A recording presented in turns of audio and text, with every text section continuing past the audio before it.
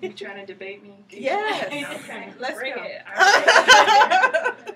Okay. For me, this film, and I might echo some of the sentiments of both of our panelists in some ways. For me, this film was safe. Yeah. By safe, I mean that it didn't stray too far from what we are used to seeing. It stayed right in line with the individualistic fallacy that racism is micro and simply based on the overt actions of individual bigots, such as some of the racist employers, which mask the larger macro systems of white supremacy, patriarchy, and capitalist exploitation. Thus, this film glosses over and masks the racial themes and the depth of problems associated with the Jim Crow South, Mississippi, such as widespread lynching, sexual assault and rape, which was not even addressed. So, I mean, the male characters were not even really seen in the film. They would have been raping up a storm. Those domestic servants, it's just, that's the historical reality. There you go. That's the historical reality, I'm sorry to say. If people aren't comfortable with it, then they don't want to know the true history. So the true racial, gender, and class relations were not captured by this film, in my opinion. But tonight I'm going to speak about the help from a black feminist perspective, and central to this framework is the importance of our own stories, that is black women's stories, our own voices, and our own standpoint. Our unique marginalization gives us a special vantage point for criticism of the dominant racist classist, sexist hegemony, as well as to envision and create a counter-hegemony. For us, the personal is political. Thus, the first thing that I must address, and I'm repeating this,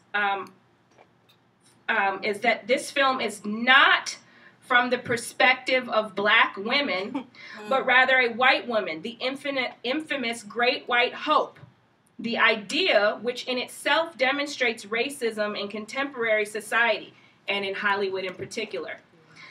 It is ironic that a film that is based on giving voice to oppressed black women in reality only serves to silence us and deny us our voices.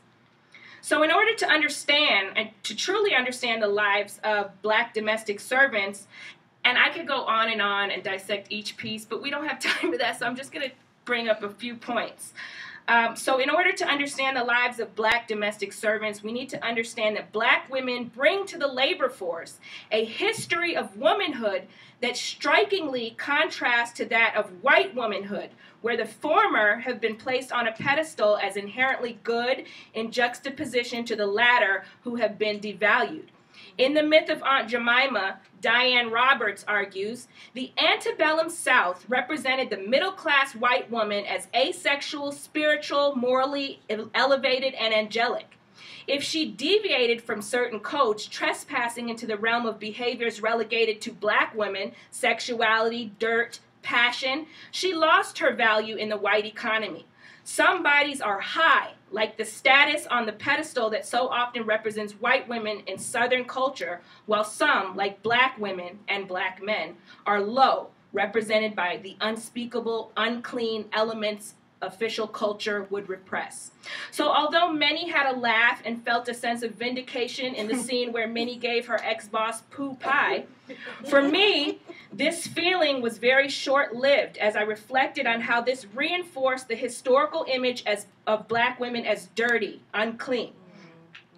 Even if a white woman with considerable power during this time and place, again, Mississippi, even if she thought she ate scat pie, it is more historically accurate that Minnie would be hanging from a tree somewhere, right. Her house would be set on fire, her children's lives threatened, etc.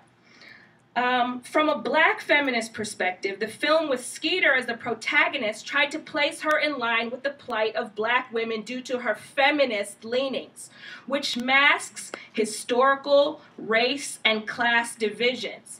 That is, feminism in the U.S. has never emerged from the women who are most victimized by sexist oppression. They are the silent majority. So in that sense, this has gone on historically in terms of the divisions in the feminist movement, and some activists claim that white women should acknowledge that their choice to work, which black women have never known, came with the requirement that other women would care for their children, such as low-income women, women of color.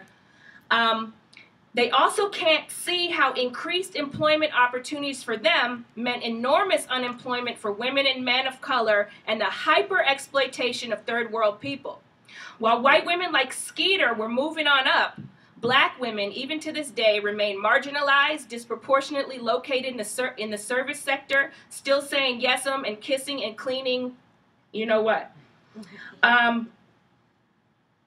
And also this film, it does show that there are very real consequences for not showing a mammified, which I'll get into the mammy image in a second, a mammified face, which is a face of deference to white people. You can literally lose your jobs. And this was kind of captured, but not so much, and I'll go into that in a second. So the hegemonic image of Mammy, the faithful, obedient, and asexual domestic servant was reproduced by Ava Lean, who had no family of her own in the film. She showed extreme deference towards her white employers, and she loved their child. Collins states, this is Patricia Hill Collins, she states that even though she may be well loved, the mammy still knows her place. She has accepted her subordination. In this film, even though Ava Lean took a stand in the end, this masks the reality of her life chances in the extremely racialized, segregated, brutal South. It creates the false idea that we always had the option to walk away. The same was true with Minnie. Being oppressed means the absence of choices. While white women can be victim and oppressor simultaneously, black women as a group do not have that same option. Thank you. All right. So I want to be like her when I grow up. Yes, Yes, sir. Okay, during the introduction, you mentioned the health, reigniting civil rights. During your introduction of the panelists. I think I said something like that too. Right. Yeah. So my question is how, when still today, like the portrayal is like we beat each other up, we're killing each other,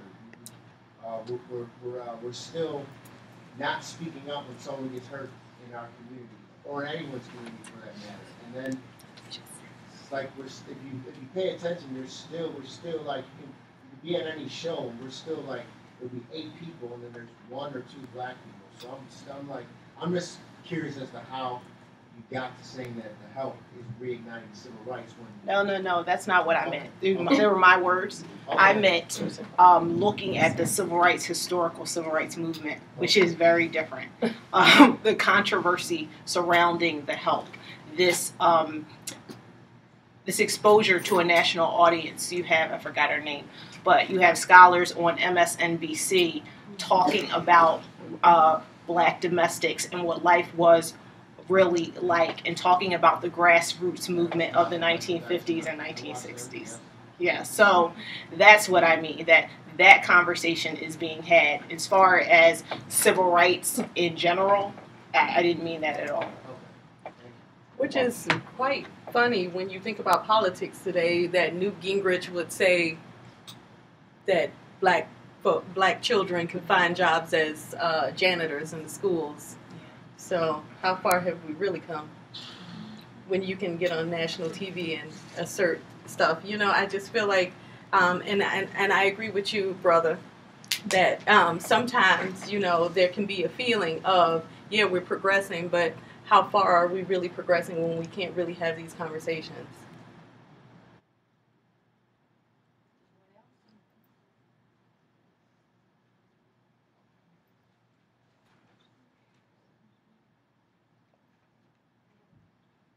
You mentioned the mammy image. Can you talk a little bit more about how controlling images have oppressed black women? I think you can do that, Chantrell. You can probably do it better than me at this point. Okay. You can talk about it. You can address How it. controlling images have oppressed black women? Yes. Come on. Well, I can tell you how controlling images have oppressed me. Let me speak from my standpoint.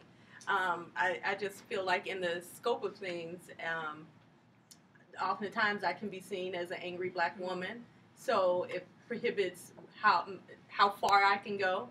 I have had jobs taken away from me because I've spoken up about things that I see that is wrong with oppression. I have had opportunities taken away from me because of it. So I'm just saying, you know, that so black womanhood, you can fall under, they have these boxes where you can fall in between. So either you're the mammy or you the Jezebel, the welfare queen. You can't seem to get out of it, you know, even if you work hard. I mean, and we're constantly working, you and I, Chantrell, to define ourselves, but at the risk of being excluded by white society, because that's exactly what it is, especially in academia. But that's what you were talking about when you talked about shifting. Shifting all the time. Yes, shifting all the time. You wear a million hats. I know I wear a million hats until I get tired of it. And then I just say, fuck it all. I'm happy you're wearing this hat. I'm happy you're wearing this hat. This is who I am. I just would like to add that controlling images were designed by basically white male elites to silence and control black women and control policy on top of that. For example, the Jezebel image was created during slavery. To say that black women are hypersexual, and that's why we have these images of black women today. It's rooted in slavery, and the purpose, it's ironic that during the time of mass rape and sexual assault, black women were the ones that were branded loose and immoral. So this was a justification for the status quo, for things to remain the way they are. The same thing with the welfare queen image. It's the same purpose, to keep black women in their place. The same thing with the mammy image, to keep black women silent and obedient and subservient, so that they don't question. And the angry black women serves as the angry black woman stereotype, which Michelle Obama even denied. Right. That serves to silence us because we don't want to be the angry black woman. You don't want to hear Which I don't care if you call me the angry black woman, because I'm angry, and we all should be angry. We have the right to be angry. Yes. But we're stereotyped in that way as if it's unjustified, and that's the problem. Sheree, like, all right, let's go. Got to work in the morning. You at work. I know, but I got to get gift bags before I come in for this